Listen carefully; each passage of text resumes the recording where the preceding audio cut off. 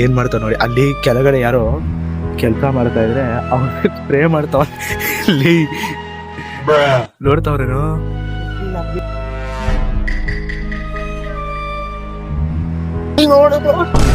ನೋಡಿದ್ರ ಇವನು ಮಳೆ ಬರ್ತಾರೆ ತಾನೆ ಹಾಕೊಂಡ್ಬಿಟ್ರು. ಓ ಅಯ್ಯೋ ರಾಮ, ಎಲ್ಲಿ ಬೀಳ್ತೈತೆ ನೀರು?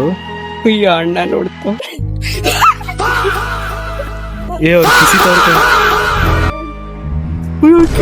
ಕ್ಯಾಮ್ರಾ ನೋಡ್ಬಿಟ್ರು ಗೈಸ್, ಕ್ಯಾಮ್ರಾ ನೋಡ್ಬಿಟ್ರು ಗೈಸ್, ಕ್ಯಾಮ್ರಾ ನೋಡ್ಬಿಟ್ರು.